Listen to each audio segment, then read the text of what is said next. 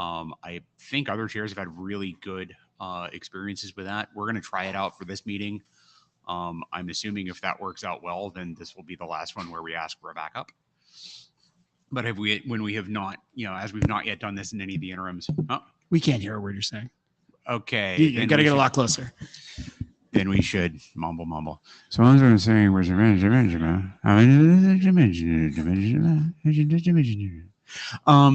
so yeah, as I was saying, there's a thread on WG Chairs. Some of the other working groups have been having good experience with running the audio of the recording through an LLM, generating notes that way. We have not yet done that, and I suspect that we will have lots of good conversation in this meeting. I will run a backup, but if we will give that a try, and if that works out well, then that's what we will do going forward in the interims and Shenzhen and beyond. So I think with that, we are at time for the pre-part of the meeting, and we should go ahead and get started. Hello, welcome to Montreal. This is the SCONE working group for IETF 124. Note well, this is a IETF meeting. By participating in IETF, you are agreeing to follow processes and policies. This is the new Note Well slide, so if you have not yet seen it, you should have a look. It doesn't really say anything substantially different. It's just easier to read. Shall we go on to the agenda? Yeah. Okay. So this is a new version Noteware. Yeah, as Brian clarified. Yeah, you got to eat the mic. Yeah. So this is a new version of Noteware. Actually, the key difference, is actually incorporate the old version of Noteware combined with Note as well. So, please bear in mind, actually, the contribution will be considered and your RPR will be considered. Please respect each other and treat each other professionally. So here's meeting tips. For in-person participants, please make sure sign into the session using the MediaCo on-site tools.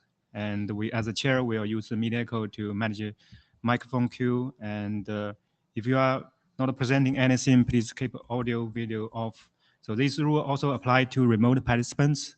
And the use of the handset is highly recommended. Administrative. If you using data tracker account to sign into this meeting, your participation will automatically recorded in the e-blue sheet. And we also have Ted to take a minute. Thanks for it. And here's the working group status. Since the majority meeting, we already scheduled 3 interim meetings to progress 2 charter work items. And in addition to the have the working group GitHub for SCONE-based protocol, we are working on to assign another working group GitHub for scalability, applicability, and manageability draft. And we'll continue to do this hackathon in this meeting, and we provide a GitHub link to keep track of these hackathon results. So here's the document status. I think we make good progress for the SCONE-based protocol and resolve quite a lot of open issue. We hope we can freeze this version update soon.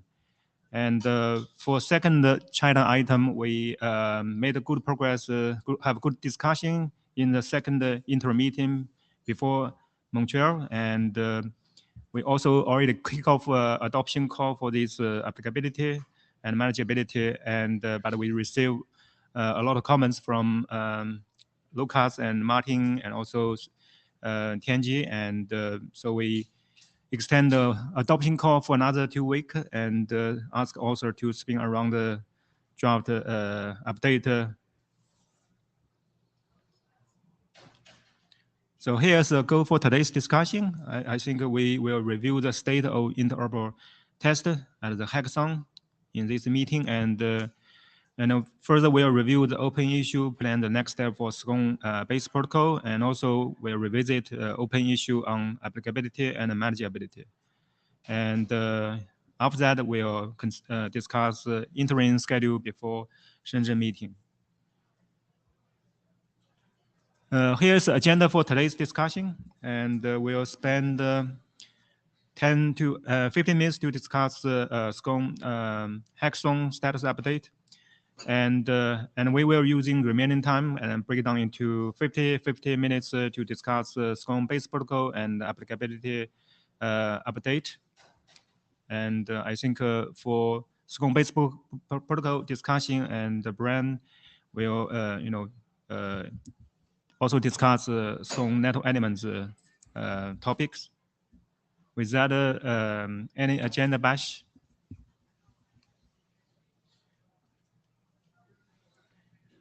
Seems now let's move to the first topic. Wesley?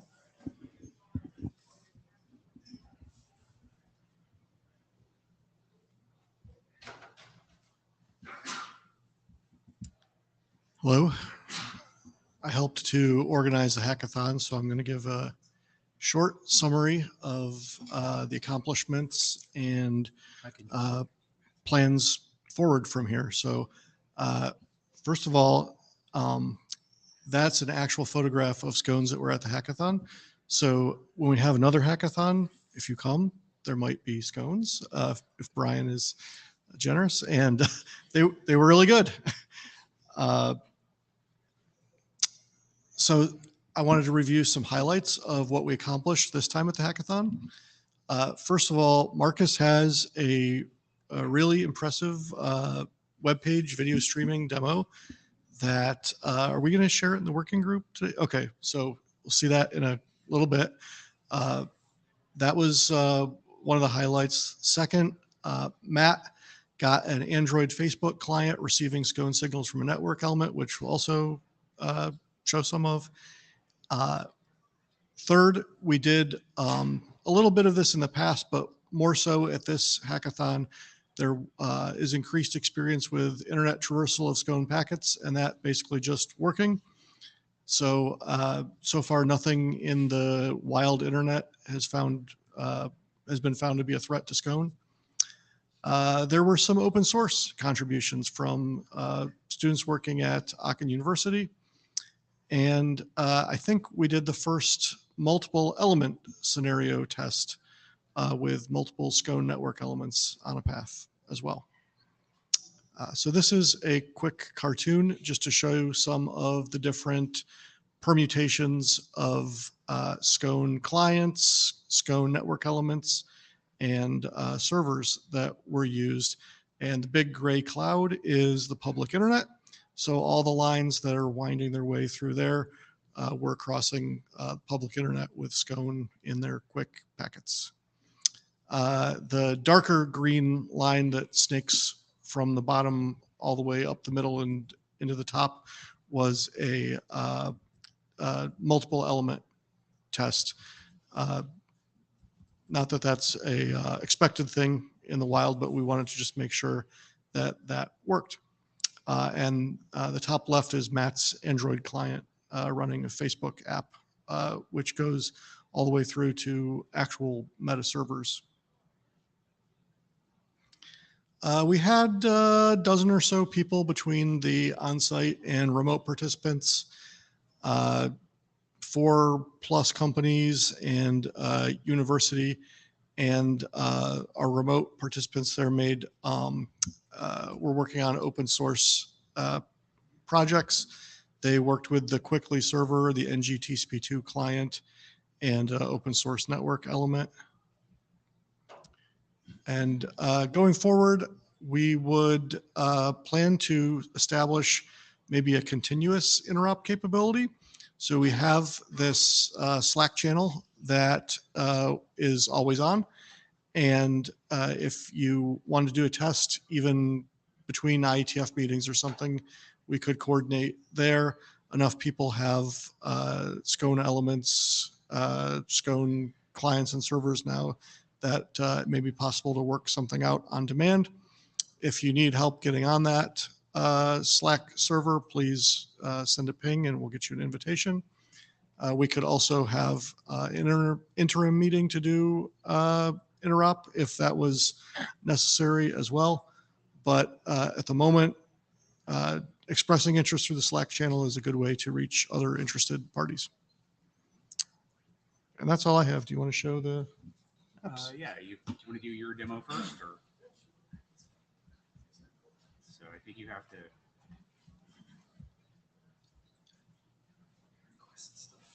request stuff. See how many laptops can we get on this table at once?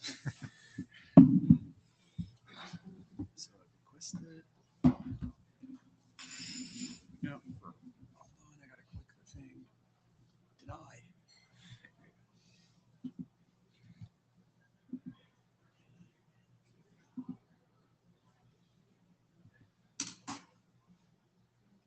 Okay, this is a little demo showing playback of video through a SCONE network element that can operate in two different modes. One mode is sending SCONE signals that the client interprets and prunes the manifest file just to select a quality track that fits the device. The other way is the other mode that the network element operates in is enforcing a bitrate using a token bucket policer. So it is not a shaper, but it's a policer that drops non-conforming packets. And yeah, this little web interface will be displaying some displaying some statistics from the video player's perspective, but also some network statistics from the observed by the network element. So we can just show. So we should do one quick caveat before we start. We are showing a video quality demonstration over Meet Echo, which is not necessarily the best video quality demonstration. So by the rules of encapsulation, the QO quality of experience is not necessarily what it's going to be if you like actually see this on the running laptop. Yeah, like don't focus too much on the actual video, how that one looks. There's a bunch of statistics that are going to be displayed, and that probably shows things a little bit more clearly. It's choppy on this one.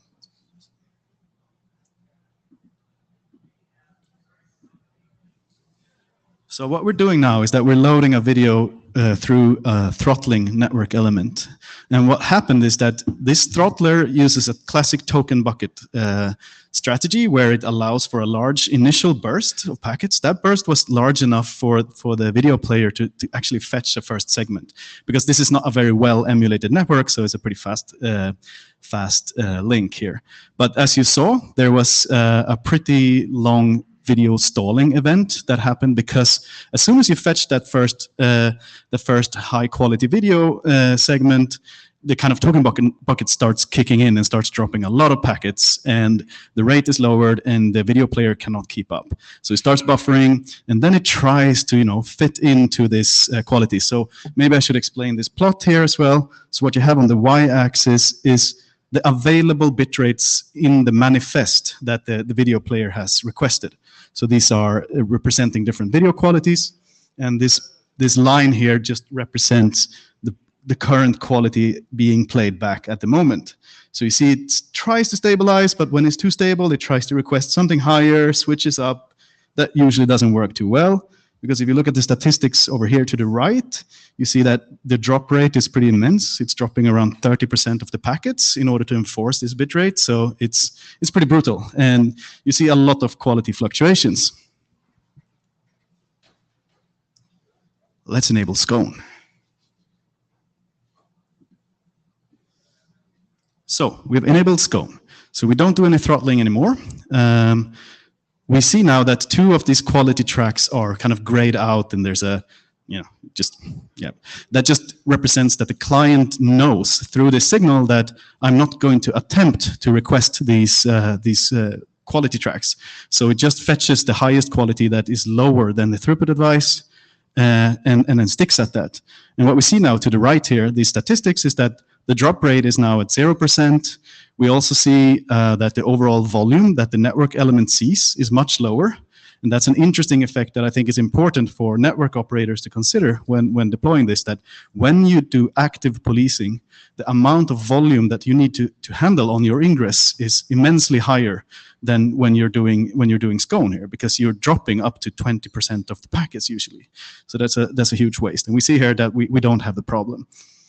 We can also switch videos if we want to. I'm not going to take too much time with this, but switching to another video loads fast. We still have no problems. What's interesting is if we start doing throttling of this one, we also see that the behavior for different videos differs, like different encodings, different complexity in videos makes the behavior when you're throttling very unpredictable. So this one again has similar, starts with a high quality and starts buffering, sadness, very sad, angry. And yeah, it's not great. I mean, of course, and this is a very synthetic environment. You can tune things better in the real world, but this is kind of illustrating a worst case scenario in a sense. Like, it's difficult to maintain consistent quality with active enforcement, such as policing. That's the point. Really interesting to me that Meet Echo is also having a much harder time with the Shibuya video. Like I'm watching it on your laptop and also back. Oh yeah, and I mean the way it's played back here is way smoother here, but you see the effects on the quality here. So yeah, that's the demo. We'll be working on this more. An interesting thing with this demo is that it actually running these things also helps me evaluate some of these things that we're discussing, like measurement periods and so on, because now running real video through this and looking at real video player behaviors, you can get some idea of like our assumptions on, you know, using a 67-second averaging, using a moving average and so on, or a sliding window. Are these things appropriate? And yeah, so it's quite nice to actually be running real stuff through. And that's it on this one. Any questions? Otherwise, we take the next demo. So there was one question in the chat. Is this demo available? It's available on my laptop. I mean, in what sense do you want it to be available? I mean, you cannot find it on the web. So no. I think that's probably something we can take to the list. Yeah. Discussion about, is there a place where we could put up an actual demo on the web that people could play with? Like not today, but like, yeah. I also have some ideas about, you know, having a network element available in a server, which you can test against and so on. But yeah, let's take that. Yep. All right. Oh yeah, I need to stop sharing. And then you can request, and you can.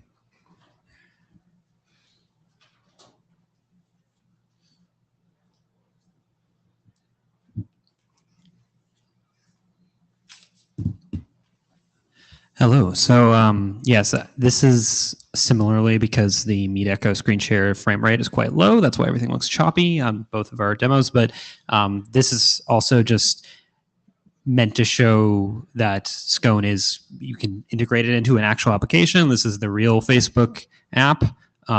This is going to be the Reels tab, and what we're showing is the same network element from Marcus. My phone was plugged in via Ethernet to a switch that went through his network element and then over the internet. And so we're going to see throttling at about 1 megabit per second, which sounds low, but actually is realistic. There are real operators in the world that do this. And then we're going to see SCONE at actually an even more aggressive rate. So yeah, don't focus too much on the frame rate, but you'll see like those stalls like that. Every time that happens, that's a stall. So like you'll see the little spinner of death, and that's all from. So this is, you know, the short form video, like we've said, is pretty significantly different from the demo Marcus was showing, where that's just a single thing. Short form video is a lot more complicated. There's a lot of prefetching involved. Also, you get that complexity from lots of different videos and different encodings. So you'll have different encoding levels, different complexities constantly, and it just makes it a lot more challenging, but also makes the consequences of the throttling pretty bad. So yeah, this is basically when you actually try to use it at 1 megabit per second, it's essentially an unusable experience. It's very frustrating. You would just not use it.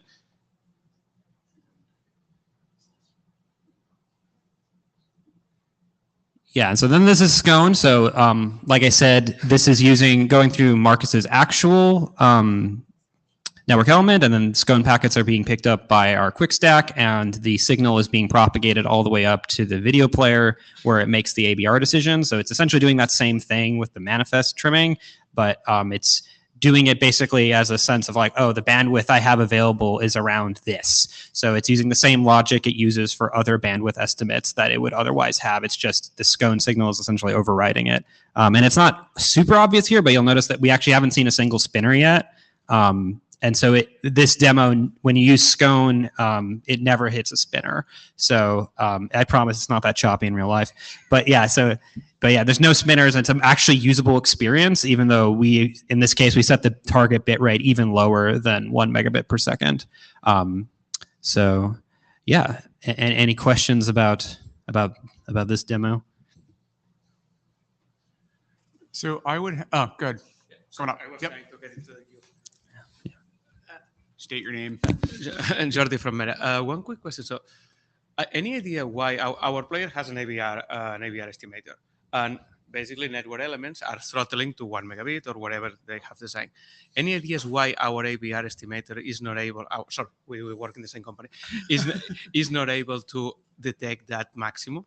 So it's able to do it, but then that intersecting with like the user behavior, it's not always, it can't detect also that like how quickly you're going to linger on any one video. So like if you hit one stall and then you like swipe and you hit another stall and you swipe, now like you just have no buffer. And so, but the network's still trying to deliver all of this data that got lost and all this other stuff. And so that's why even if it gets the estimate exactly right, the throttling at all makes basically the video experience unplayable because they're not perfectly in sync with each other. Okay. I think I get it, but I think I see. Okay, I totally agree that the right way to do it is what you just showed. So basically, propagate the data to the player, and then the player knows exactly what to do.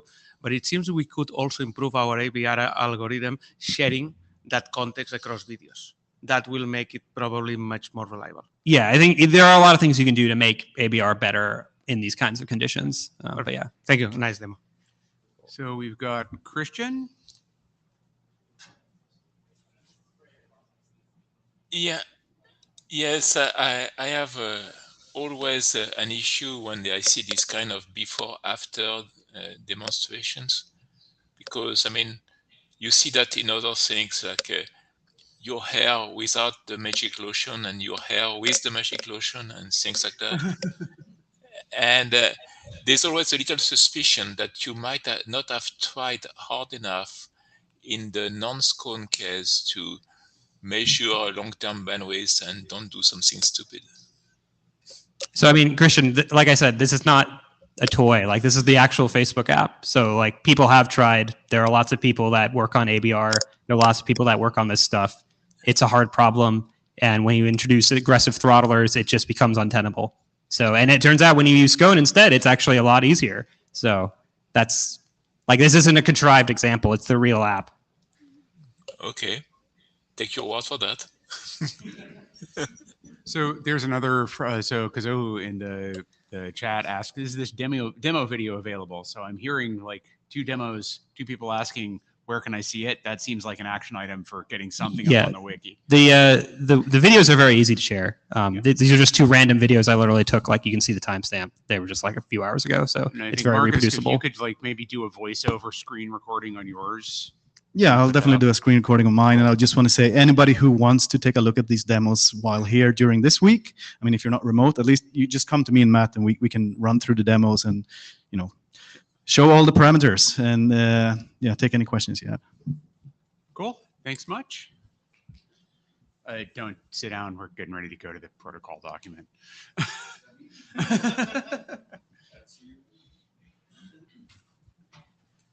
My turn to. You get to decide which issues we talk about. Window. Slides. Do I not?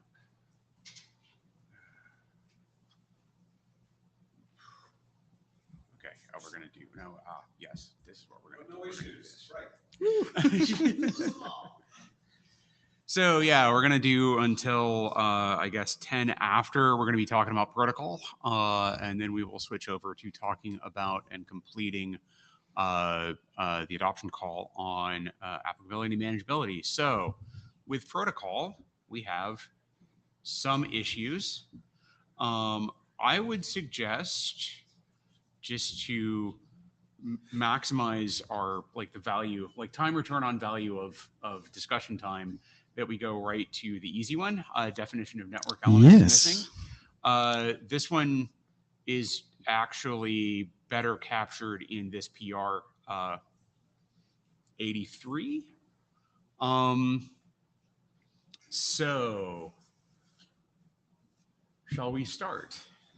I guess Zahed and Martin, we probably want to bring you up here at some point too. But. Yeah. So, I mean, the background for this, for the issue and the pull request that came out of this issue is really, it was a little bit unclear what a network element is. We use the terminology network element a lot in the document to describe the nodes that kind of participate in SCONE who are not endpoints. But yeah, what exactly is a network element? There were different potential definitions. One definition could be that it's any node on the internet that can forward packets. Some other definition could be that it's a node on the internet that has some flow awareness, has some awareness of a policy, etc., etc. There are a bunch of discussions on this. I think from Jahed and Magnus, Martin. So I don't know if you want to come up and summarize the discussion a bit more, any one of you, or No,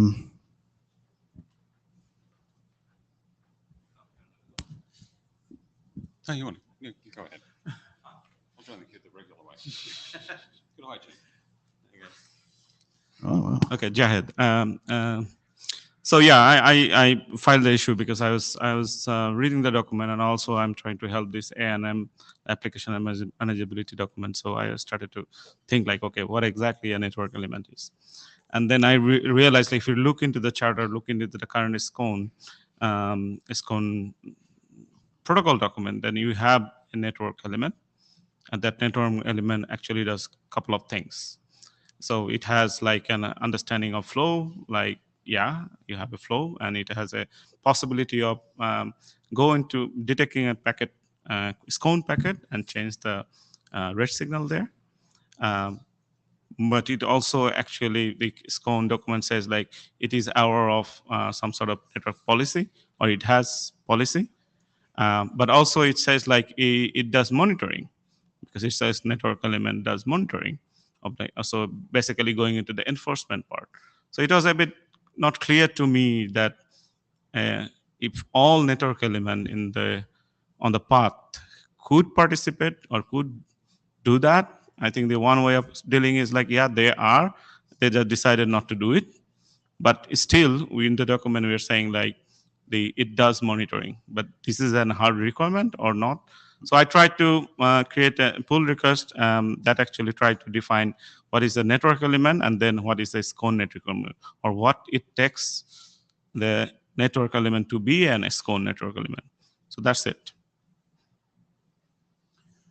So I threw myself into the queue as a individual if would like me to come down there for this part, but I do have like one slide that I drew after talking to a bunch of people that I think illustrates what I think the minimal sort of solution to this problem is, which I will throw up here real quick.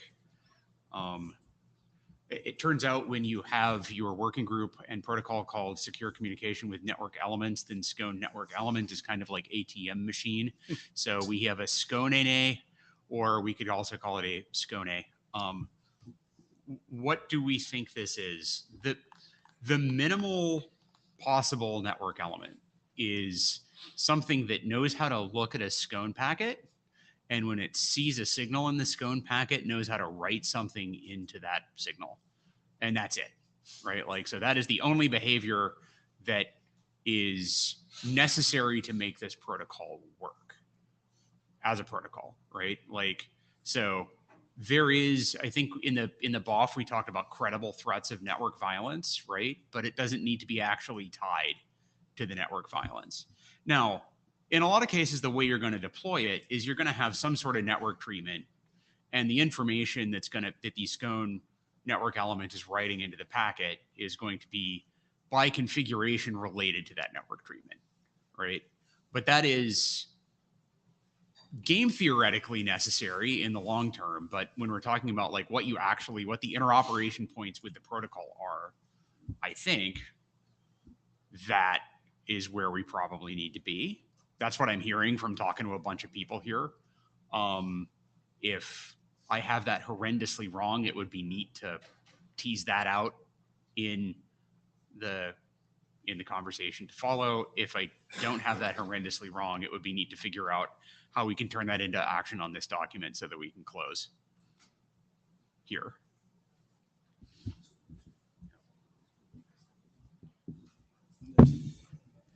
Yeah, well, people, I don't know who's in the queue.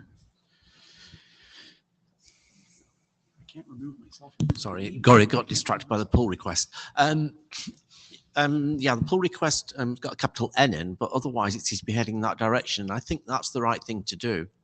Maybe you do need some notion of what that number is you're going to poke into the packets. I don't care where you get it from, but you just have to have a notion of how you have that number.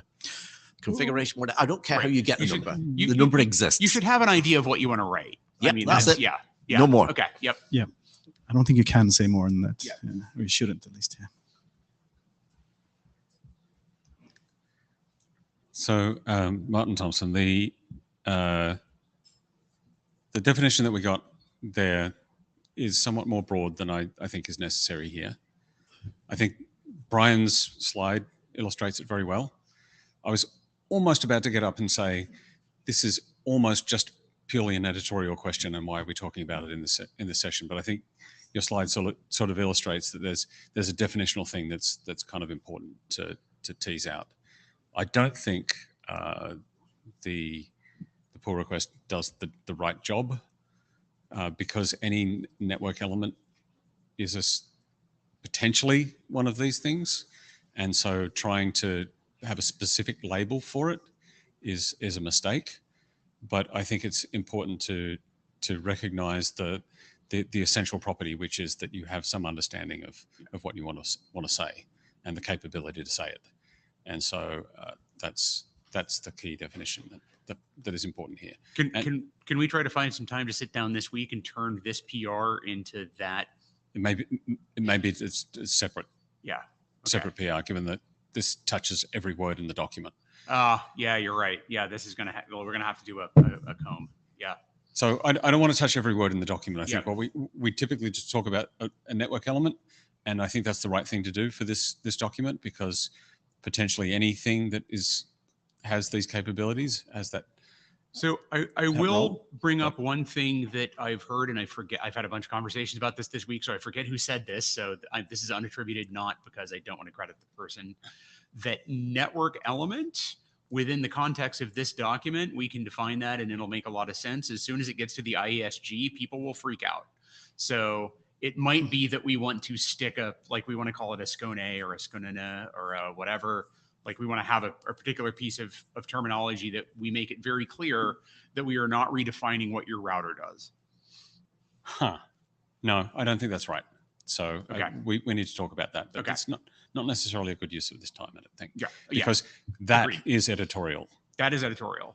But there is some structural. Right.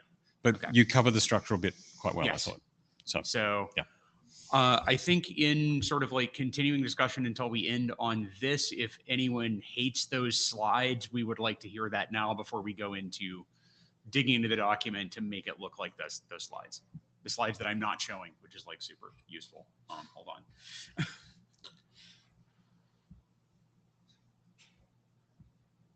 Go ahead. There's. Oh, Jing.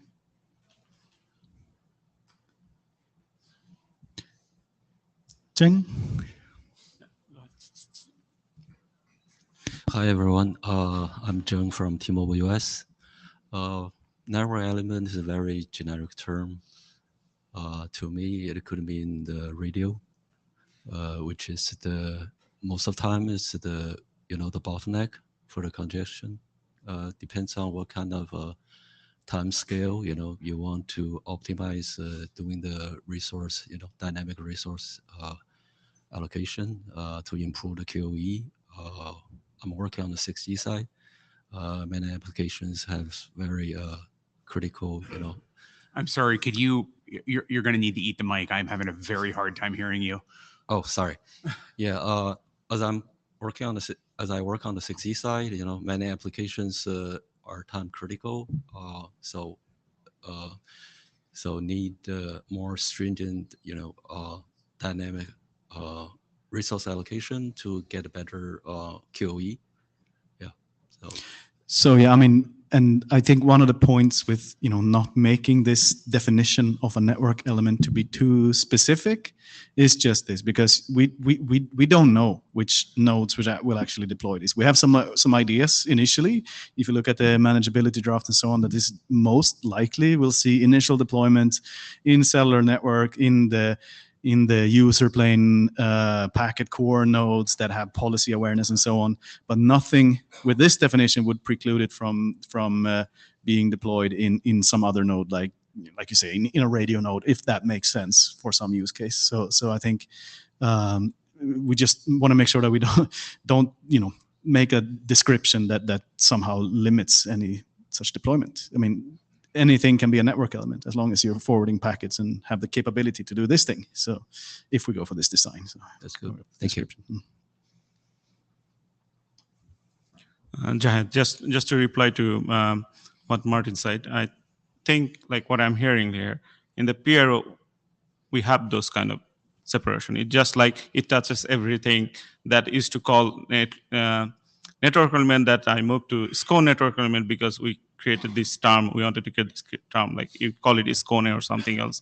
But as long as we don't do that, we call it network element and try to elaborate network element. I think I have the words there. We can have a look at it, and I think a separate peer would be better. Yep. But you have the thinking that the only thing that makes it so big changes is like we use the term SCONE network element. So that's it. But I also need to I'm fine with having a generic term called network element, and maybe in a SCONE document we just call it network element, or in the applicability manageability document you go a bit more further, so describing the characteristics, what are the things, because there we're describing what it takes to actually do the rate signaling, or what it takes to use the rate signaling, right?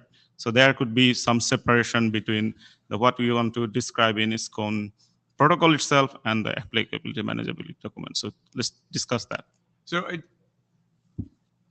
I'd like to comment on that point with my chair hat on. I think there's like the split between what I would like to see in an applicability manageability document, or any of a set of documents that might fulfill our second charter milestone, is more commentary on implementation and deployment, while the things that go into any document or documents that are on the first charter element or milestone would be things that other SDOs would need in order to normatively specify the interactions of their stacks with SCONE, right? Like, so we need that minimal thing that says this is what a network element is, and then it makes it clear to those SDOs that there are multiple different ways to slot this in, right? Like, we want the normative references from those SDOs to be into the SCONE protocol document or documents. And the reason I'm saying document or documents is that in some of the discussions, one of the suggestions that I have heard is that maybe to make that referencing even easier, it might be that there is another document as part of milestone 1 that literally just says, this is what a SCONE network element is. Like, definitionally, normatively, this is what you tie to. So for example, I say another SDO, 3GPP, don't necessarily need to know what's going on in the endpoints, but you do need to know what's going on in the midpoint and how to interact with that, right? So I think that's a thing that we can talk about structurally, now and going forward. But I think that like the separation of implementation and deployment commentary versus normative reference for other SDOs, I think that's actually a thing that is very useful to lean into.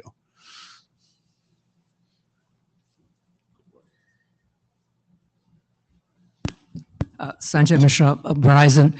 So one comment I have is from the network operator standpoint. The network itself is made up of various number of network elements in the network.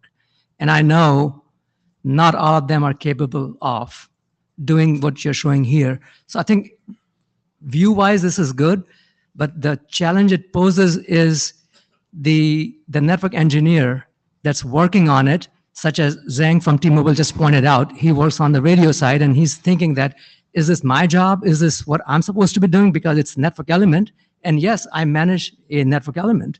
So I think a little bit of more definition to this is helpful. And in fact, I did a cheat sheet on your diagrams, and the second one that you didn't show resonated more with me, because now I can reason here that, oh, this is a SCONE network element that needs some intelligence to make the decision about writing to a SCONE packet. Not every router in my network should write, but there should be a network element within that network that should write something to it, because it knows something about what it should write. Otherwise, it should refrain from it. And this kind of illustrates that point. So I think I can resonate more with what you're showing here. So I think the point that with the visual language of this diagram is essentially saying, okay, so it's maybe, let's have a bigger terminology fight. It's maybe better to think of this as a function than an element, right? Is that what you got up to say, Ted? Yes, I Oh, say stop excellent. thinking about nouns and start thinking about verbs. Yeah. Okay. And Yes. So when he said, yeah, no. when he That's- had write, he said, this is the thing that writes. Right? Yes. Don't put on your graph what the noun is. Yeah. Say what verb happens there. Yes. So And- yeah, it's a SCONE network function is what it is. It's And I think that's helpful in two ways. One is I think the previous speakers were absolutely right that if you try and use network elements to mean anything more than the baseline, it has a gazinta and it goes out you're going to confuse a whole bunch of people who think that of that as the base class from which you derive router or switch or firewall or other things. It's very much being used already to mean the generic thing that has an input and an output, and what function occurs in the middle is the critical piece there. And let's face it, the way you've kind of written it, this looks like it's an independent network element that goes into the network, and that's almost never going to be the right. case. Yeah. And This that will be is- a Very, very function good point. yeah. that gets put Yep. into something that's already there. So Yes. go for verbs, not nouns. Thanks. Cool. That messes up our PR. but yeah, no, that huh? It doesn't. Okay. Yeah, no, it's not much, but yes. Matt Joraspeta. I don't know if we want to get into this discussion here, but I thought we might as well. I'll throw the grenade. So I think one thing that has been somewhat common feedback on the current draft from people that maybe are coming into it more cold is that the responsibilities of, I guess, what we're now calling the SCONE network function or whatever we're going to call it, even though we have language, especially in the deployment section around monitoring, that says like, you don't actually have to do that. It doesn't really say it that, but it's kind of, it's very subtle. We've heard from multiple people that people are assuming that these network elements or these functions are going to have to do the monitoring. And they see like this big section on monitoring and all this stuff about monitoring. And there's a lot of hesitance around that because then they spend most of the time not thinking about the protocol and most of the time actually thinking about the monitoring and asking questions about like what it means and all of that. And so I just wonder if this is a time to have a discussion about how we want to deal with that, either structurally or if other people have similar thoughts on that section. It kind of goes in this same sort of bucket of issues about like what is everything in this document. Because I think we all know that we are talking about coloring certain bits on the network and like something has to modify packets, but it gets into these broader conversations about, what is the responsibility of various things, and that becomes real conversations and people get very confused. Yeah.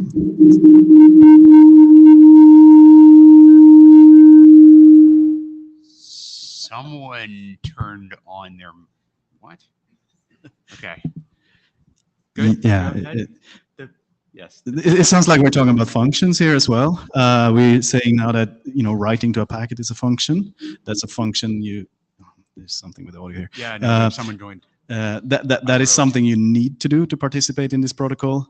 Monitoring conformance is another function potentially, and that is something you might do. You might do enforcement. You might not care. And I think the document says that. We can probably be more clear, especially if we change our terminology a little bit to describe this as functions. Yeah. See, I was going to comment. I think that these are in the same class of these are the same class of issues, but I think this is a slightly different issue. So I'm going to close the terminology issue and then open the structural issue. I think. Do we have an issue tracking the structural issue? Can you put an issue in that says like people are confused and think they need to build, they're looking at the SCONE document like, I need to buy so much DRAM. Okay, excellent. Thank you. Genji. Yes, China Mobile and mobile operator here. The thing is that I think this picture is better than without those the red box, the pink box there. Because for the SCONE network element by itself, it's not going to stand by itself. The things like you have a network element running there, but something has to be done in order to provision, to configure, and even with dynamic update, those type of things, in order for SCONE to work better things. So, yeah, I think Sanjay and also Zhang from T-Mobile mentioned about from the mobile operator point of view. Here it's more like a function. It's not a node. So it's like you have something, provisioning, enforcement, all kind of things together. So, yeah, thank you.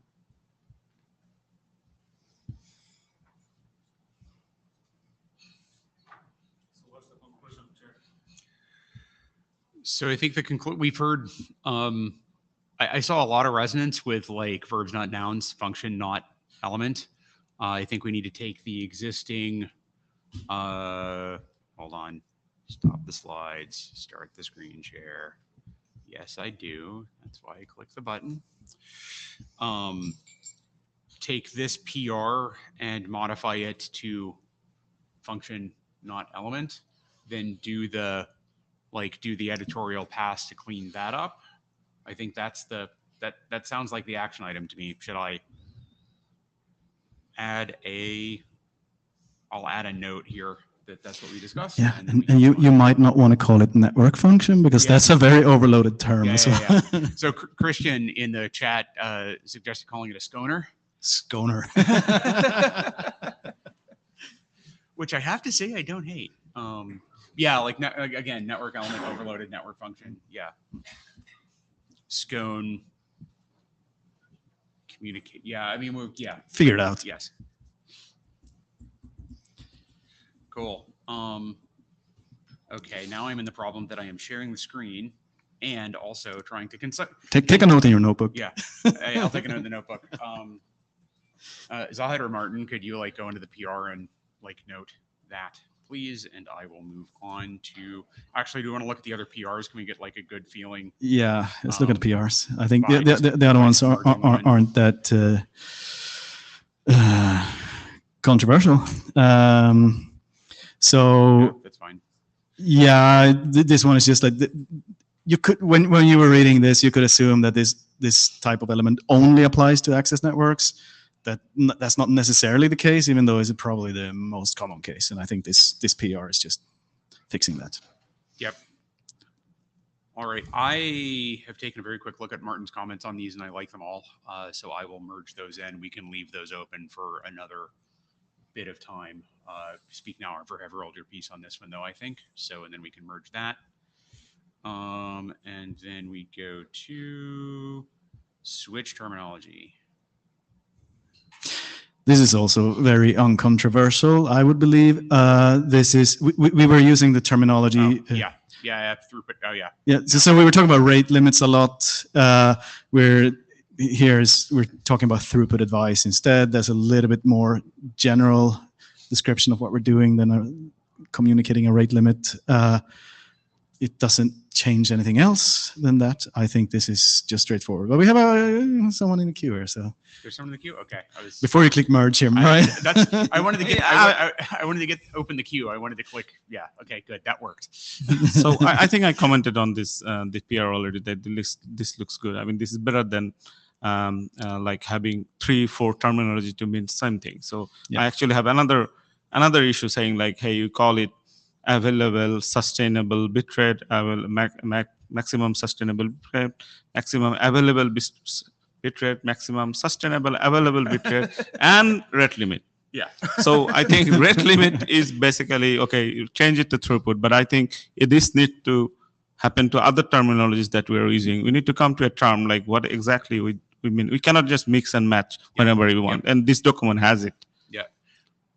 So one of the things that I noted when I was like reading through this document, eat the mic. One of the things that I noted when I was reading through this document for the first time after spending like most of a year just looking at PRs come through is it does need a pass or two in a couple of different ways. So do you have that additional issue for the general terminological? Does that exist yet? Yeah. Yeah, I have an issue that that actually turned out this one as a PR. So I mean, this is related. Okay, cool. Any objection to merge? No. Done. Cool. And then I do actually want to accept Martin's comments on mine before merging it, and I will do that. Yeah. So let's go to the issues then. Let's go to the issues. Detail interaction with congestion control. Well, that's an old one. That's Christian's old issue. I don't know. Do you want to? Is it time to bring it up? Or I think. I think we talk quite a lot about interaction with congestion control already. Yeah, so a couple of us went through some of these during the hackathon while we were also writing code. And a lot of them, I think the decision was, no, we're good. And that was one of them. The greasing one is another one of them. One way of thinking about this protocol itself is that it's greasing the quick version number thing. And that's really all it's doing. And we don't get a lot of opportunity to grease in other ways because that is something that Quick is responsible for doing. So not really a thing to do there either. So I think we can close this one as well, unless anyone wants to object. I think Christian's in the queue, maybe, to talk about the other one. No, on the congestion really thing, I think we are good. I mean, we can certainly close that issue for now. Okay, cool. Perfect. Excellent. Close. Yeah, I think we have a section dedicated to answering that question, and I think it's pretty sharp. So we have this one, propose no action. Do we want to? Semantics definition. I think we have this one already covered. We're talking about sort of what it means. We have a little bit of a terminology discussion now, but yeah, I think let's close it. So we talked about is bursty sending what we want. I think. I think we actually the discussion here merged into the discussion on 65. Yeah. So we can close this and then move on to 65. Yeah. 65. Make the grace period for rate reductions reasonable. Yeah, this is an interesting issue that arises when a network element inserts one rate. It has a policy. You're initiating some measurement of conformance to this policy. For some reason, there is a policy change. You want to signal a lower bit rate. But when do you actually start enforcing that bit rate? If you were to enforce it right away, that could lead to that the endpoint actually doesn't have time enough to react to this signal because of several reasons. It might have a bunch of outstanding data. If for a reduction, it may have already spent all of it. Exactly. It might have spent it all. It might have outstanding data. It might take time in its own application layer loop to actually be able to do some enforcement or like reaction to this. So we need some guidance on this topic. And there are some discussions here. One proposal is pretty much to once you send a lower rate, you don't start enforcing that lower rate until at least one measurement period has been passed and so on. And then there's a lot of discussion here on nuances around this that can arise. The big question is how detailed we want to specify this and how much guidance we want to do. We have some people in the queue. Yeah. Christian? Or is that a stale hand? Okay, Ted. Ted Hardy, I don't think you want to get very detailed in this at all, because the consequences of it are going to be variable depending on exactly what kind of media you're throttling. Yeah. And so I think from this perspective, you want to warn people who are doing this that the consequences for user experience are going to be suboptimal if they have not provided enough time for the user to select something else from the manifest. Yep.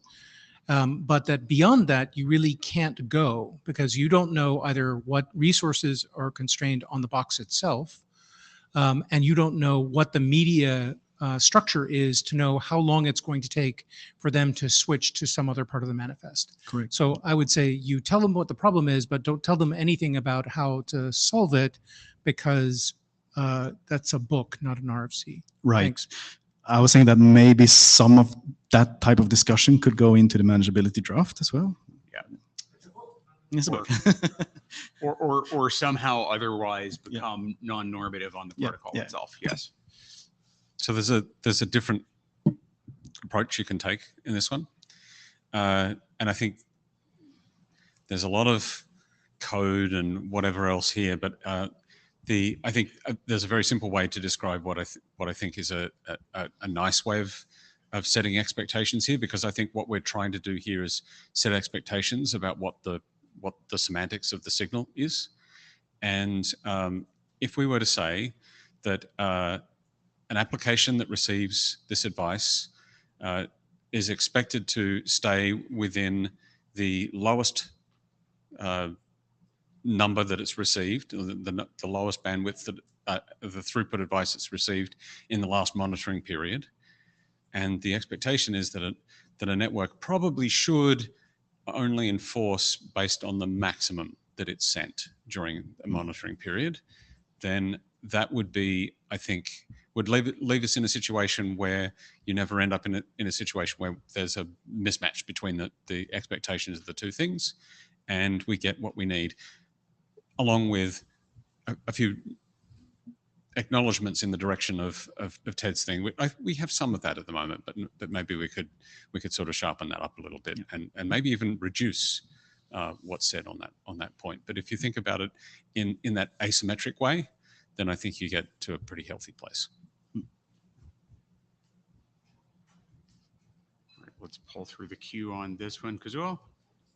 Kazuo, I think I mostly agree with what others said, but I mean, for the purpose of providing expectations to endpoints and to provide what not to do, I mean, provide advice to the enforcers to not to do, I think we need some kind of guidelines. And for that purpose, I think we are converging on what the exact guideline is. Syed. Jahid. So my thinking is like the nature of the protocol that we're talking about is like network element sense and signal, and then client can ignore, or they listen to it, up to it. So I actually don't expect anything. So I don't expect anything to be written. And because whatever the seconds, number of seconds, or whatever just you put, after 1 year of deployment, you will say like, okay, this is not the right way of doing it. I also got comments on like there are algorithms there where the minimum way of rate calculation or enforcement, all these things. Maybe my network developers, they don't like it. They want to do it different way. So I don't think like this specification shows anything. Not even like the expectation. It's just like, well, I changed my rate policy. I signed a new one. And what's the worst that can happen? You will get some drop. But yeah, but then you get the new one, you convert to the new bitrate, and you're fine. And I actually, that's why I don't see like we need to do anything here. I get that point, but I still think it's good to define some minimum set of expectations. You're right that some elements and developers might just ignore those. That's absolutely possible, but it's good to have some degree of guidance saying that if you're deploying this as an endpoint, as a network, if you adhere to this, the probability of things working a little bit better is higher. That's pretty much what we can say. I mean, the thing is, like, as this is a specification of whatever I put, people, first of all, they'll take it seriously, they'll implement it, and then they will realize, okay, this is not the way I want, or I have a better idea. What do we do that? I mean, that's the problem I see, specifying any details. I mean, you can say something about expectations and stuff like that, but putting some value on some kind of variables. Yeah, but we have a signal with some semantics. We're talking about a monitoring period that exists, and yeah.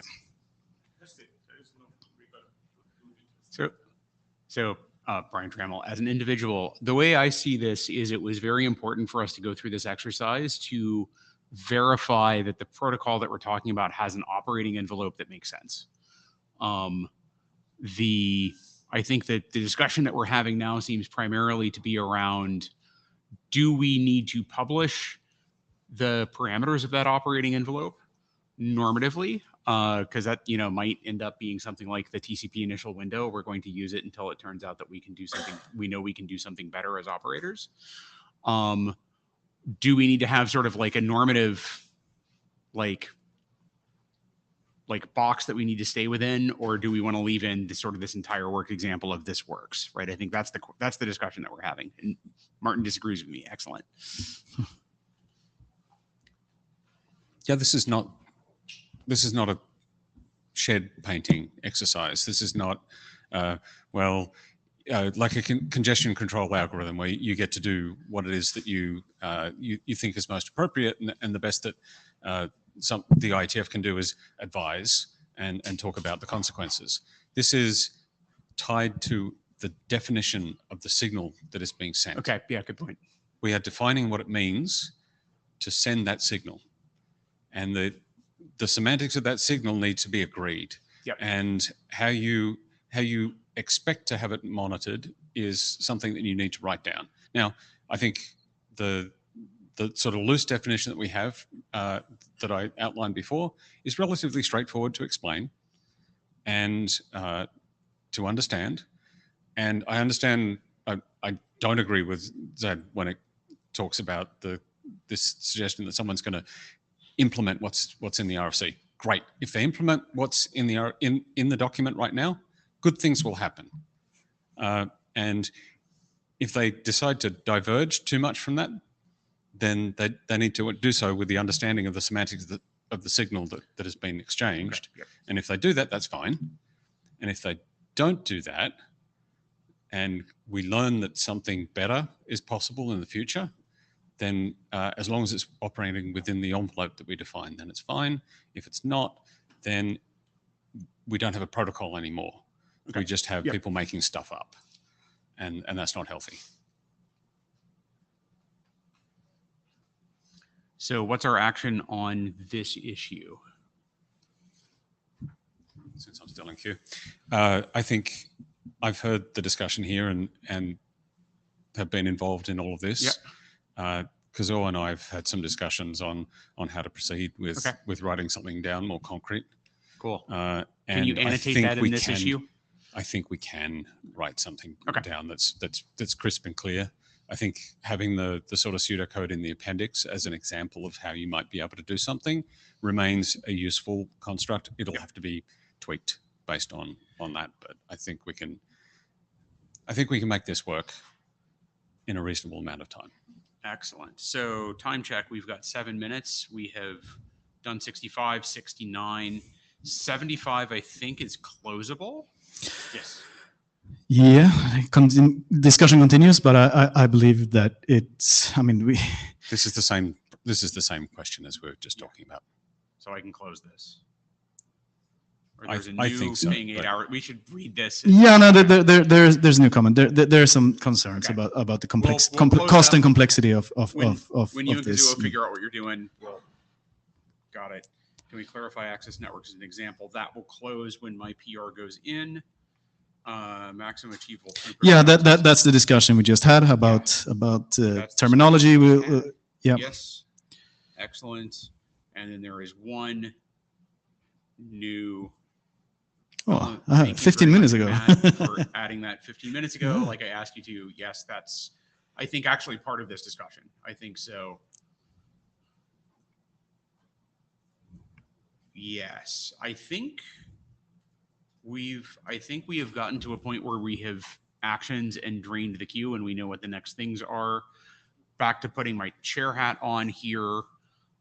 It seems to me that as we talk about next steps within the working group, that it would make sense to have a interim sooner rather than later as a forcing function to discuss this stuff. I will follow up offline with the document editors to figure out when the best time is for their schedules, knowing that we are going into a very holiday-rich season between now and Shenzhen.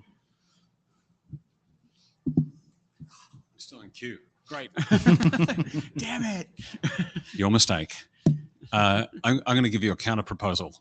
Okay. Working group last call. Huh? Okay. Start it now.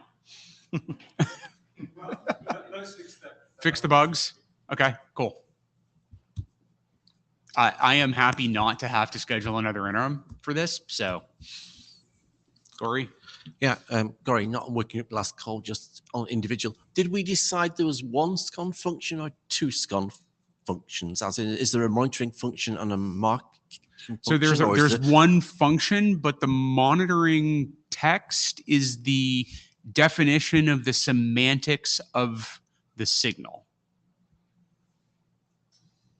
It's not a specified function, but without that definition, the numbers in the signal don't meet. Well, I heard both as we talked about it. Okay. That's why I'm coming to the mic.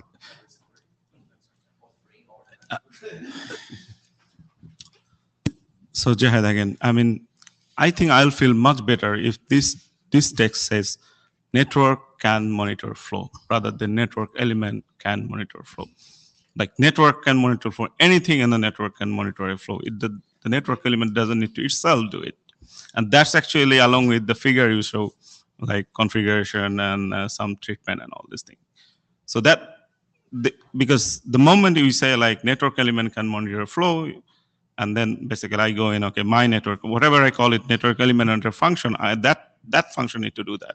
But in my network, I have other way of doing monitoring. So yeah, that's a terminology I think. Yeah, we can express.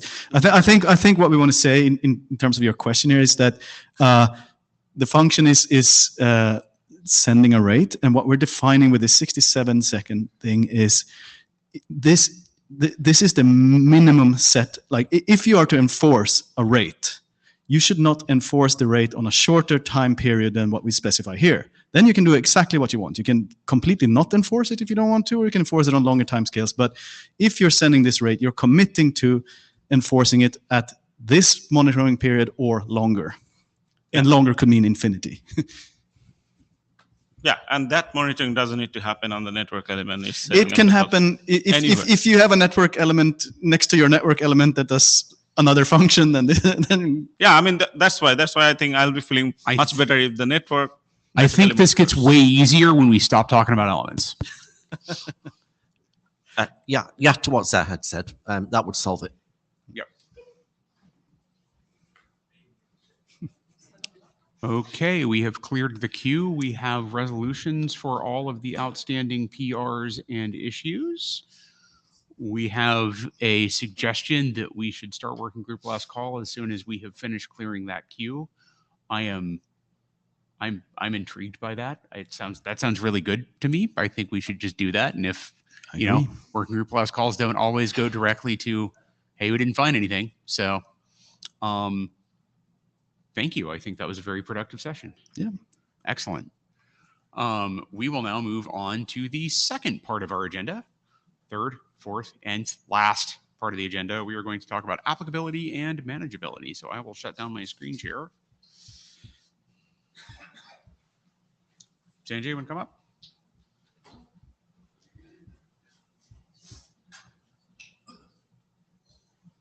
Let's see if I can lower this down. You set that up and then hand it to the. Zaid, you want to join here? All right. So my name is Sanjay Mishra from Verizon, and I am giving an update on the applicability and manageability considerations for SCONE, along with my co-authors, Zahid, Anup, who are in the room, and Kuram, who's missing in action. So spoiler alert, if you are here to learn about what's in these slides, I'm not discussing anything what's in our draft. These slides don't have anything what's in the draft, so you have to read the draft. What I wanted to kind of lay out is sort of the work that we have done so far and where we stand today between when we initially submitted this draft at IETF 122 and now here at IETF 124.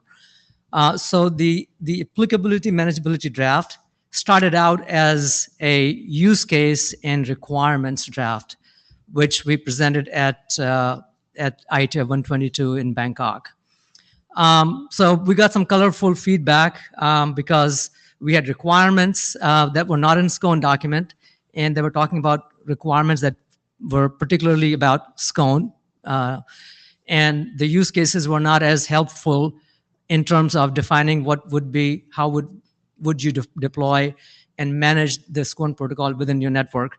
So we basically took that action item and moved some of the requirements as issues on GitHub for SCONE protocol where applicable, and also shifted the focus from use cases to more towards what would be then applicability and manageability considerations.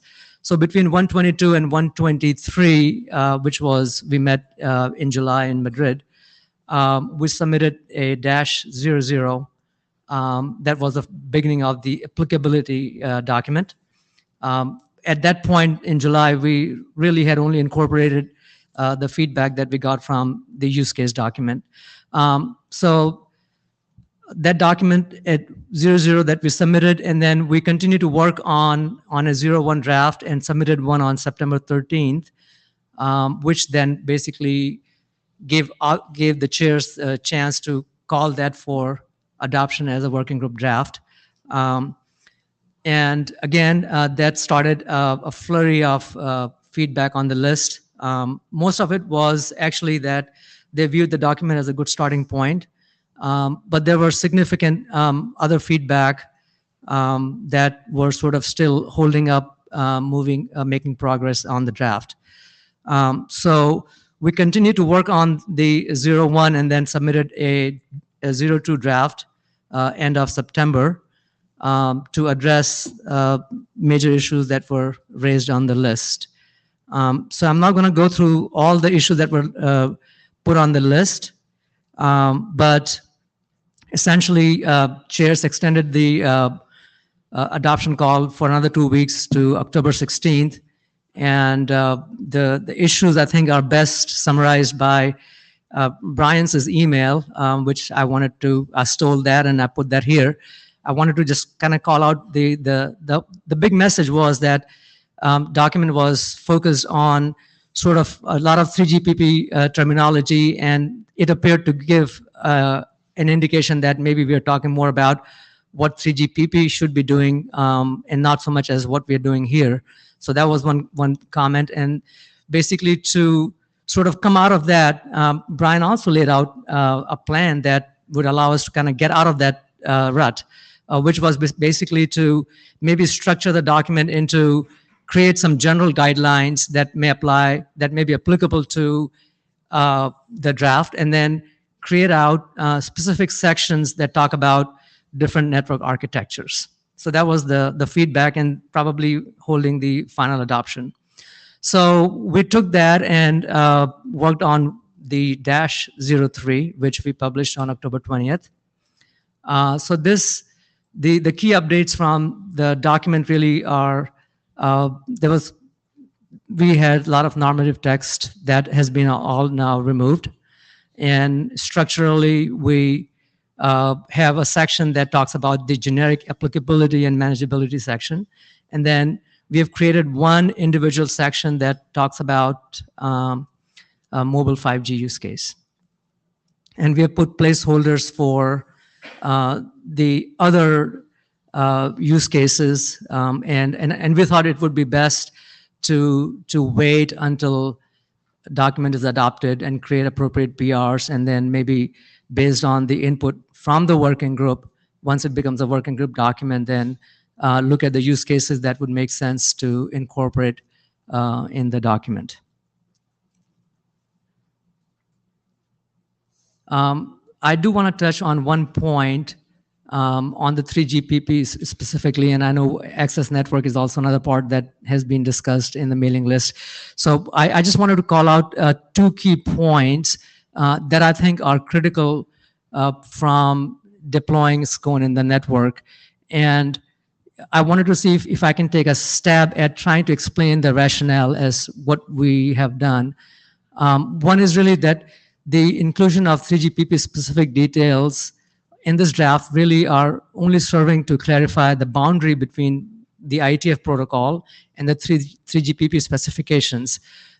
Because remember that SCONE protocol signaling will be carried over the existing standardized data path that 3GPP specifications provide. So it's critical to ensure that anything that we want to make sure that we refer to 3GPP material and present it in a way that justifies that IETF protocol deployment over the 3GPP network can coexist and it can run on the 3GPP specification without requiring any cross SDO coordination or changes in the 3GPP standards, because I wanted to make sure that we write it out, we look at it and ensure that is there a 3GPP impact or there is not a 3GPP impact. And we will not know that until we really write it out, which was the intent, and not so much as to go into the 3GPP details, because we've already given the reference to the 3GPP spec. But I think the rationale was to make sure that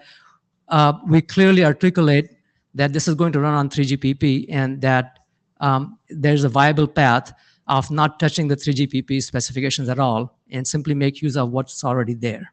And lastly, also to demonstrate to network operators that this implementation does not require changes on their existing 3GPP compliant networks. Lars, you have a comment? Yeah, hi, Lars Eckert. I'm trying to sort of, it's a bit unformed in my head, so I might be rambling a little bit, but I got triggered to come up here because you said you're giving the details so that there's to define like a shape or a border or, and that seems, so who is the audience for this document? The network operators. Why? well, because who are the audience here? You mean, or I thought you meant who is going to deploy it. Sorry. No, I mean who is supposed to read this document and then do something based on having read it? Oh, so this would mean that any network operator that wishes to enable SCONE in their network, and one example is if a network operator that happens to have a 3GPP network and they wish to deploy SCONE on their network, then it is critical for them to know that to deploy SCONE in the network, do I have to modify 3GPP? Do I have to write a spec to do that? And I'm trying to tell them that the specs that you've already written are good enough, no change required. Right, but then the network operators don't write specs, right? The network operators buy equipment from a vendor. And I'm guessing, I'm not a network operator, but if I were one, right, I would want to talk to my vendors about what this can do for me and whether I need to change my architecture. I don't necessarily would go and read an IETF document. So I think let me answer that question. Yeah. Hold on there. So I think it is critical that most of the network operators have gone to 3GPP to make sure that they write spec that the network equipment vendor builds on. So what you want to avoid is that having a discussion with your preferred network vendor that develop this custom SCONE solution for me. Right. The idea is that if this is something that works on 3GPP, and if the network equipment vendor is compliant to that, then I'm not paying for some custom work to put gazillions of dollars to have this SCONE enabled in my network. So what as a hypothetical network operator, I would rather see a statement from 3GPP saying this is something that works in our architecture. This thing the IETF has done, and ideally, like maybe in a liaison statement or something like that, right? So, and similarly for the other, it's because it's still very much a 3GPP oriented document. There's a lot of TBDs in there for other types of deployments, right? So hold on. So let's make sure that we kind of cover the question you have. Yeah. So the document, so the only section that is defined is the 5G use case, and that articulates what how this will run on the 3GPP network.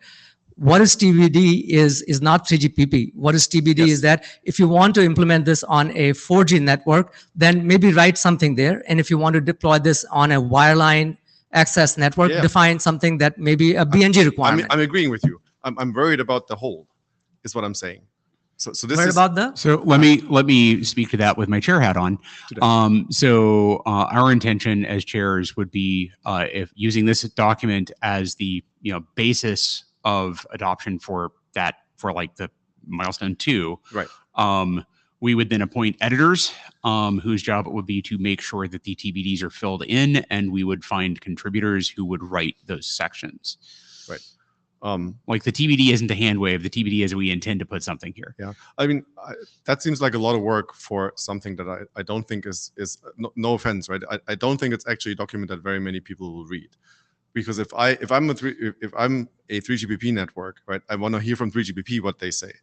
I don't care what the IETF says, really. And similarly, if like I have a Wi-Fi deployment, right, or if a cable apps rollout, right, I want to hear what cable apps has to say about this and whether it works within their standards and ideally without changes, right, or not, right. And so I'm kind of wondering if we can simply do a much shorter, much more high-level document that says, we've liaised this technology out to these different SP or SDOs, and they have done the review and have agreed and maybe have produced a detailed document that explains it within their architecture and its terminology, and we can point to that and say, here's why this is good for you to deploy. And I'm going to sit down because I don't want to take all the discussion as a cue. You have started a conversation though, which is good. Good at that. So I think the question is that if you can be as high level as you want, the question is that how close you want to get this in operators' hands that can say that, okay, it says there's no 3GPP work required, and I can see, if you look at the appendix, that basically calls out specifically that these are the existing interfaces and this is how this will run. And I'll be happy if 3GPP would challenge on that, so that would help move the cart forward. Right. So one last thing that maybe makes it clearer. So we are not the authority of what 3GPP can say here, right? 3GPP needs to say that. It doesn't matter that we believe no changes are required. If 3GPP turns around and says, yeah, you didn't think about this, changes are required after all, that would be bad, right? So I'd rather actually have 3GPP do this work. And I'm really going to sit down now. So I think my just last comment there. So if you have you read the document? Yes. And so I think what would help the conversation is if you point me out where specifically you have an objection. I think that will help. Without that, I can't change anything. So on the title page. Okay. Yeah, I think we can certainly discuss the level of description of network specifics, 3GPP specifics, and so on. I think it's very, very important that we adopt this document and that we provide a lot of general guidelines that apply to all types of networks. I don't mind discussing specifics from different that are specific to different network types. And as a vendor, I believe that this would be an important document to read. I also agree that it would be good if we either liaise with 3GPP to get their input on this, or in some way get that input if we want to put it in the document. But I strongly believe that we need a document of this sort, and I think we can bicker on how much specifics we want to say about 3GPP, what they can and cannot do. So, but Do you believe that a document of this form is a necessary condition to send over a liaison statement?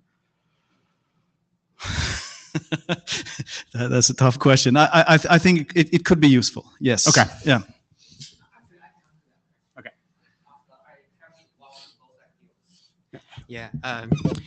For this one, because if you look at the two communities as the 3GPP and the IETF here, right? Not many people participate in both. Yeah, that is. SCONE is a very important protocol. Actually, in the 6G discussion, there are something like a UP architecture improvement or enhancement part.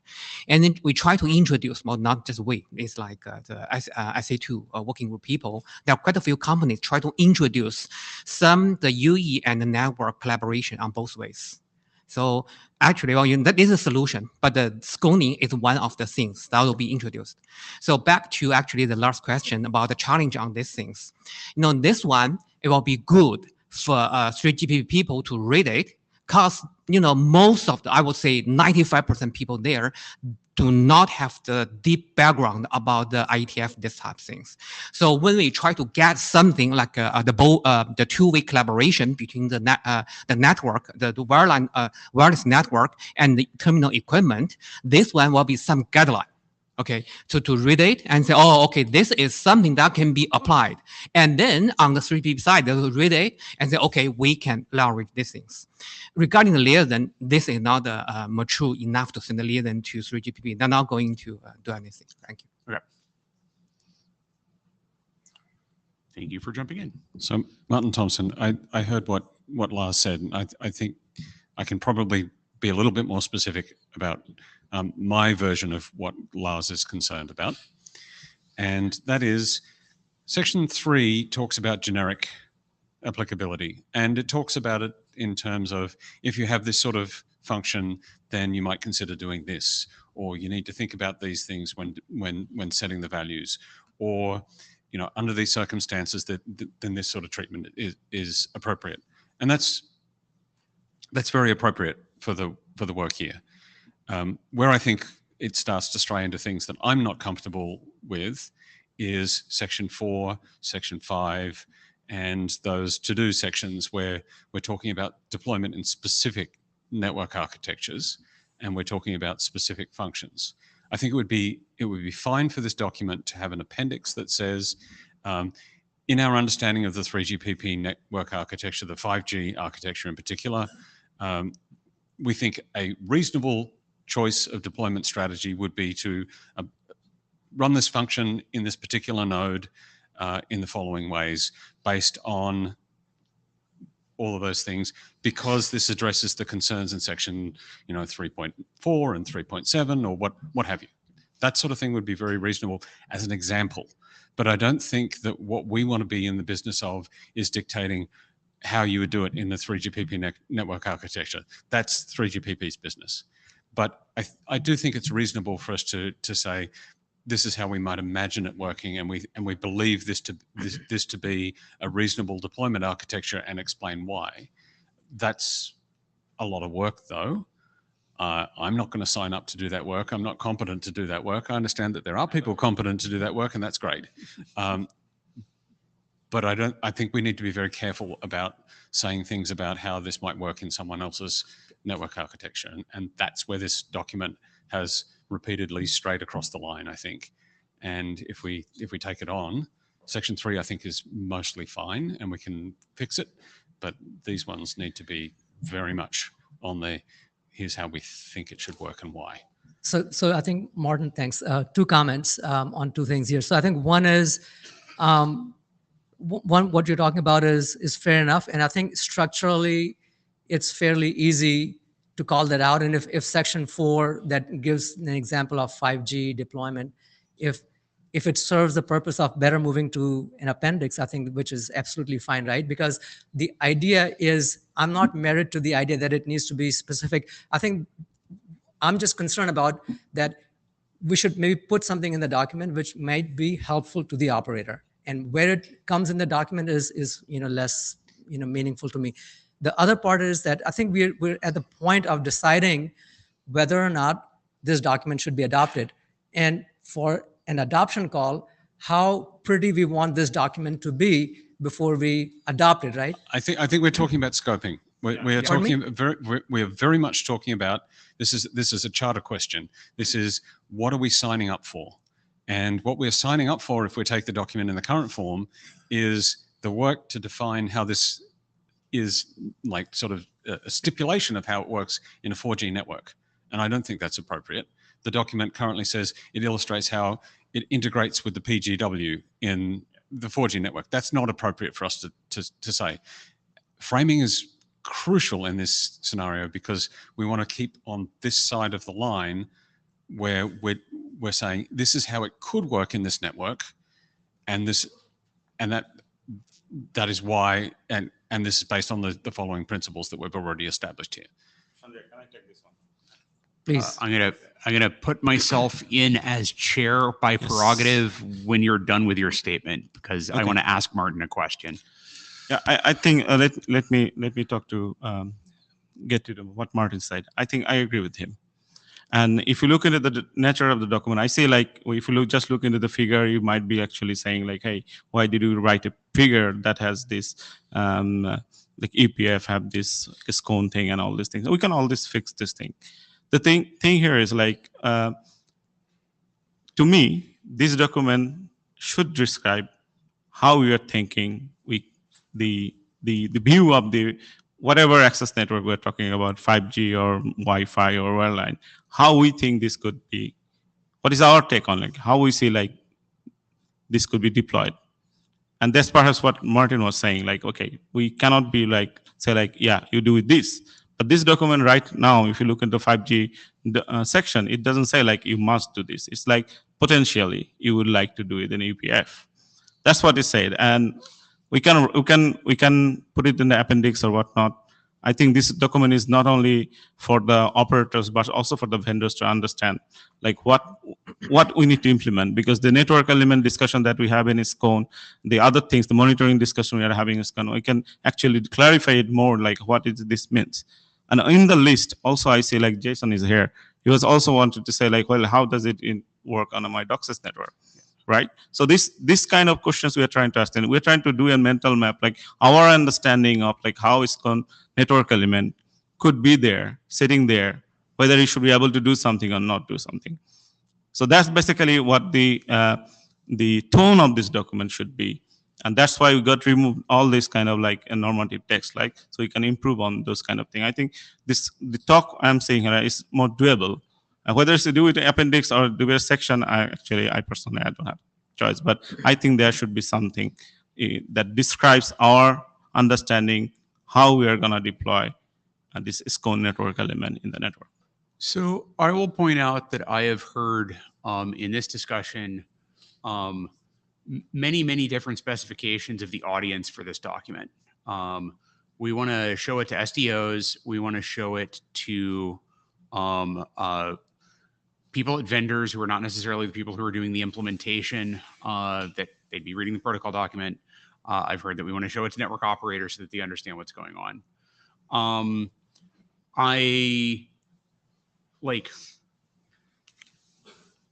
Again, that's a lot of text and a lot of work. I would ask, just for like moving forward on this, I would ask Martin a question because he seemed to have a very well stated and well bounded opinion. For getting to the point where we have something where we have an adopted document, is it sufficient to pull the text that is problematic from a scoping standpoint into an appendix with a note that says, we're still working on this, but we've adopted it as a working group so we can do it within the working group process? I think that would be okay. I think it's all about getting the right sort of signaling. And as I had pointed out, the section 4 in this document is very much framed in this is how it could be implemented. Yeah. Yes. And I think that's headed in the right direction. Yes. The problem is that the very next section is like, this is how it is implemented. Yeah. And Right. that's like, so we need to be very crisp about that delineation. Just talking to Gori, suggested that having the specific network architecture things as exemplary things in a very separate document would be even better in some sense. Okay. But I don't know that we need to be doing that sort of atomization of the work that we're doing here. I would be personally, I would be comfortable with an appendix on this. Okay. So I'm trying to do a couple of things. One, I'd like to get like all of this into the working group GitHub so that we can use the processes that will allow us to like converge on this more quickly. I'd like to stop having this discussion. And I'd also like to get to a point where we're not like, we are very clearly not grabbing a scope that is not ours, right? Like an adopted working group document with normative text about other people's processes is not a thing that we want to do, right? Like, because I'm a zero appeals chair and I'd like to keep it that way. Cool. Miria. Yeah, exactly. did I steal your thing? I'm sorry. No, not fully. But the point is, I think having a generic deployment description is very, very useful, and I hope that can also apply to 3GP networks. If there are useful consideration for specific networks, I think it would be very, very useful to actually hear from 3GP what kind of guidance they need, and then try to address that. So if we want to do anything like that, I think the right process would be to get input from them, and then we can work on that. We can figure out how to provide this feedback. But I'm a little bit concerned if we are kind of dictating them what they have to do. I think that doesn't show up well. So would a useful way to do that to be take sort of this document, up through section 3 and maybe some of the more specific stuff that would go into an appendix and then liaise that to 3GPP? I was hoping, because people are at 3GP, right, that the discussion that happens there continues, and then they can decide if they want to send something to us. Okay.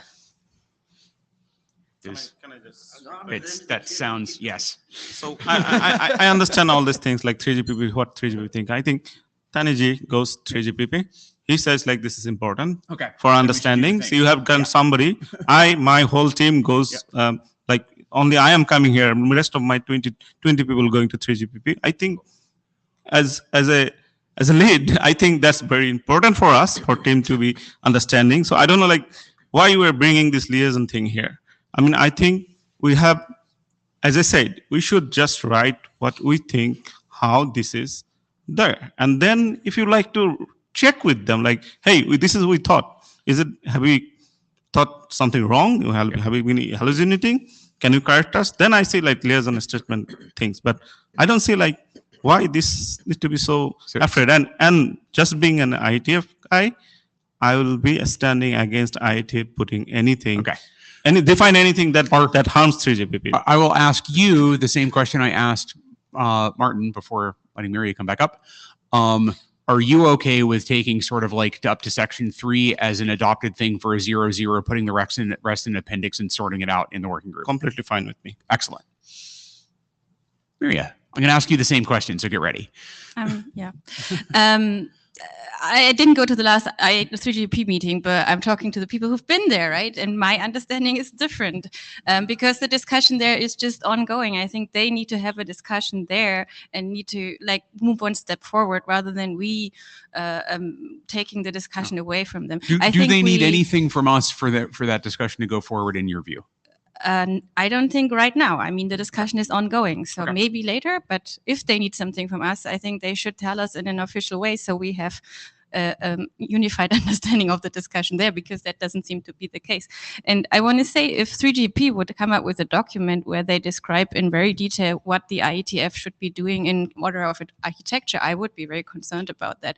So we shouldn't do the same. I think this is really an issue about how we communicate between the organizations and respecting the other organization. And I feel this is not respecting the other organization, actually. Thank you. Gory. You gotta take that call. Gory's wife phoned him. I think not at this moment. Sorry, Fiona.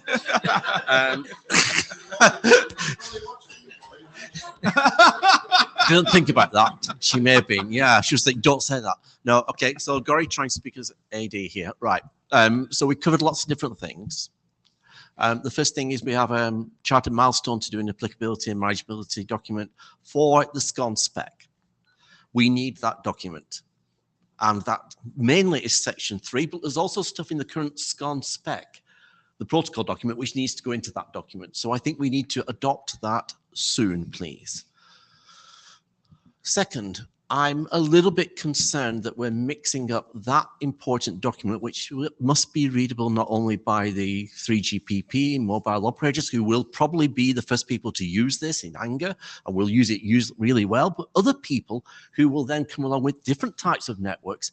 So that applicability and manageability document needs to be covering the stuff which is general and which will work for all those networks. And I'm not sure delaying that with TBD sections for all these other infrastructures is the right thing to do. So think about that, but do think about first about adopting section 3. And okay, if you push me, I don't like it, but you could write a separate document with use cases and just put those appendices into those, whatever you want to call that document, and keep it totally separate. And then it's not part of the applicability and manageability which we pass to other organizations. It's a document that describes scenarios where this is being used and how it would be useful. If that's a useful document, let's just discuss it. I think it fits within Charter, but it's not actually written down in the Charter, but it's applicability and manageability. And if that sorts the problem, that would be okay as well. But first of all, please cut the document to section 3 and the required section and propose that as an adopted item. Okay, that's. I think I've heard from the 80. I did have so. Maria, could you get back in queue? Because Sri was in queue for a while. The queue was closed, and then he I came back because waiting. I didn't answer your question. So. Oh. Do you still want me to answer the question? Oh, okay, fine. Yeah, I answered the question. Does that? I mean, like that's. Actually, I really want to agree with Gory. I would be much happier in general to have this in a separate document if we need it, because then we have like this shorter document that really has the important stuff, and then something else for a different audience that other people can. So I think uncontroversial for everyone except for Sanjay, who would be asking to do a lot of work, right? Would be, document to section 3 as it currently is, make that a 00, and then we figure out what to do with the rest of the text moving forward. It's fairly easy. It's fairly. I mean, it's a big copy and paste, right? Like those are heavier, right? It's easy. You got to drag the mouse farther. It's fine. Okay, good. After a couple of beers, it becomes easy. Excellent. Sri, did you want to come up? No, whatever I wanted to say, I wrote it in the, in the chat. Cool. Yeah, so. Excellent. And I think you're kind of agreeing with what's going on here. So, can you do a quick? I think in general, I'm not seeing the notes. So if you don't in mind, general, I'll okay. put them in the notes for you. In general, I think there's value in publishing this document, but it cannot be in a normative manner. I think one example is. Hold on. It's not normative. So no. Yeah. So fine, let's just be clear fine. with that. But it's fine. Right? But I understand the point. No, I'm supporting you, just to be clear, right? so I get it.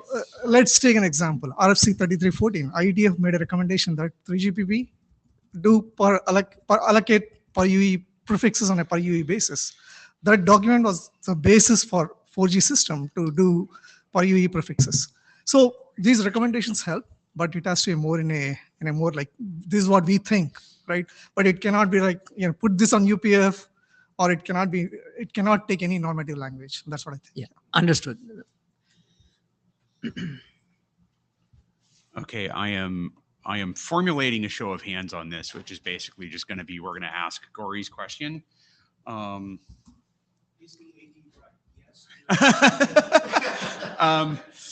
Like I said, I am the zero appeal chair, and I would like to keep it that way.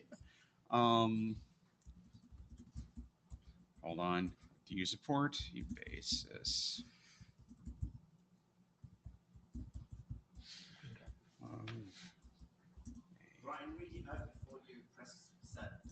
Do you support? So for some reason, the editing, the text box here is like, it's kind of terrible.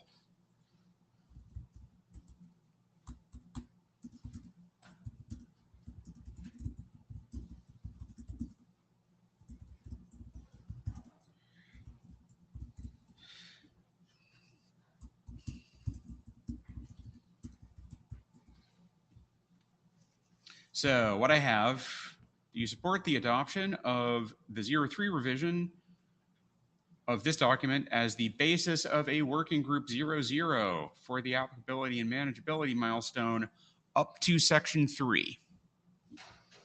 And we are going to start that show of hands now. I think we're showing it up on the thing. If there are any no's that come up here, I would like to discuss those. I haven't, and why you haven't thrown yourself into the queue before. Leave this open for a couple. Thanks, Ted. Brian, just a clarification question. So we're saying like up to section 3 and the rest of the section going appendix, or The rest of the sections, we'll figure out what to do with them later as part of the working group process. Okay. But in the 0.0 version, they will be in the appendix. Like, right. Yeah. So I'm talking about like from editor's point of view, so that we understand. So in 0.0 version, we'll have this up to section 3, and the rest of the section goes to appendix. Or? No, I understood it. The rest of the text goes somewhere else and comes back later as part of the working group process. We have version control. We can rebuild it. So, okay, this seems pretty clearly rough consensus on this. I see one no if you would like to come up and like discuss why, if that would be productive. Gory? I mean, that's you, right? I mean.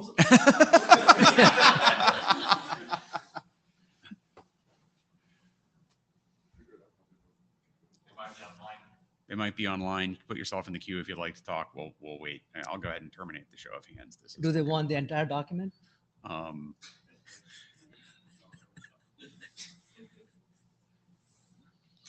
All right, I think we're going to call that rough consensus. So the direction to the editors, we will consider the adoption call that terminated in October as successful with the directive from this working group to take it to section 3. I mean, I think you need a security consider like boilerplate stays in, obviously. Like don't break the validation. 4, the 5G mobile case, all of and that the stuff that TBDs goes come away, out. and we figure out how to bring it back in as part of the working group process. Yeah.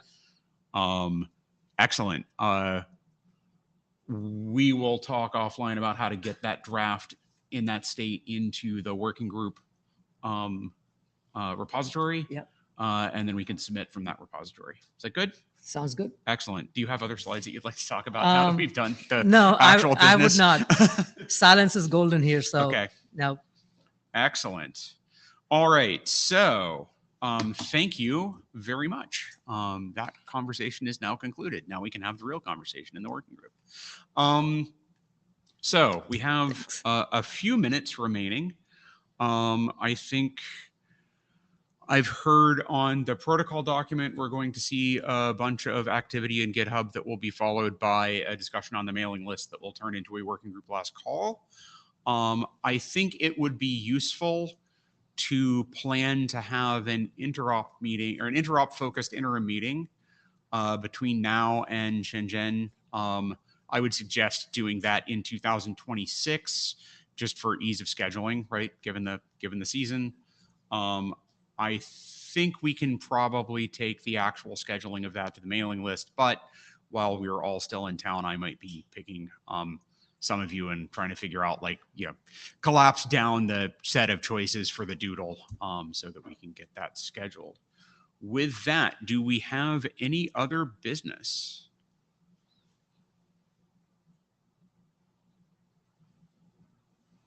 Going once, going twice. Thank you all very much for a very productive meeting. And we will see you in the hallways, in the interims, on the mailing list, and in Shenzhen.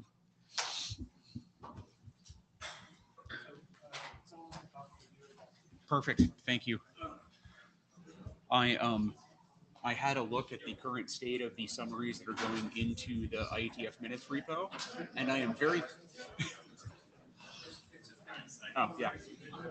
I had a look at the current state of like what Ecker's font is fitting into the repo.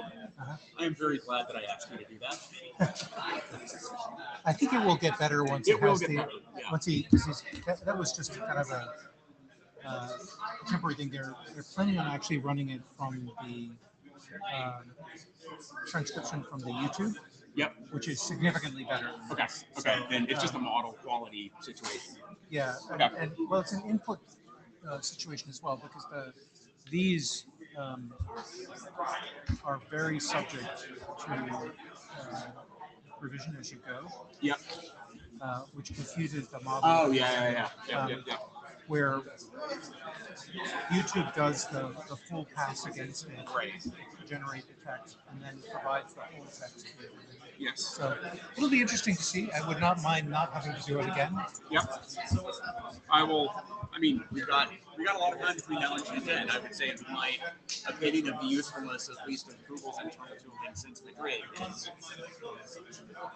is revised significantly. It's getting better. Thanks much. That was good. Yeah. I think yes. I feel like my trip is justified.